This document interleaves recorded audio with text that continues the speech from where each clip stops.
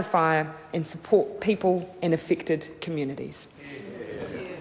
The Honourable Simon Griffiths. Speaker, I want to thank the Prime Minister for the update on the progress by emergency services with managing the fire in the Nelson Tasman region, and I'd also like to echo all of the sentiments that she's made.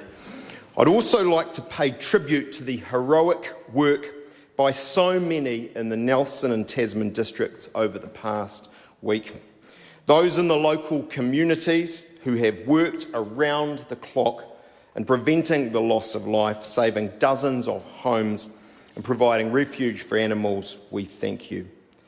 There have also been so many levels of support involved in the recovery and the rescue efforts, from assisting people in evacuation procedures and getting access to care for animals, income support, alternative schooling and transport. My strongest praise goes to those directly involved in fighting this wildfire. The volunteers from the local Richmond, Stoke, Mapua, Motueka and Tākaka brigades have been outstanding.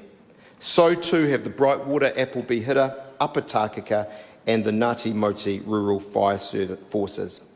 Many of the firefighters in the region are rural volunteers, and we owe them a debt of gratitude for the prevention and assistance work they are undertaking. These firefighters have been doing the hard, dirty job on the ground. We should be equally grateful for the skilled helicopter pilots in the air and the workers driving the water trucks, bulldozers and excavators that are containing the fire. They have been doing extraordinary hours in tough conditions. I also acknowledge the work of the local mayors, civil defence, police, army and Ministry of Primary Industries. This fire is the largest in New Zealand in some 64 years and is a tough test for the newly emerged Fire and Emergency New Zealand. This response has been well led and is a credit to them. I applaud the efforts of National Incident Controller John Sutton and our local Principal Rural Fire Officer Ian Reid. The volunteer effort to support our emergency services has been unbelievable. Red Cross, St John's, Rotary, Huha and our local marae and churches have stood out.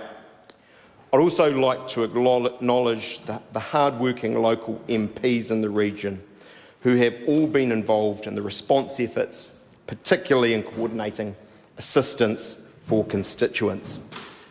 As we speak, emergency services are still battling the wildfires in the region. It's good news that most people are back in their homes, but we are not out of the woods yet. I'd encourage ongoing vigilance on any activities that could spark another fire, given the extreme conditions, until we get significant rain.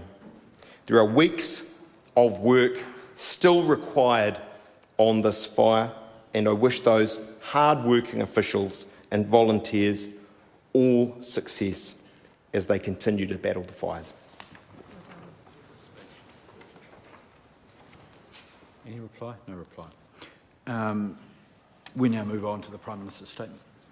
Mr. Speaker, I present the Prime Minister's statement.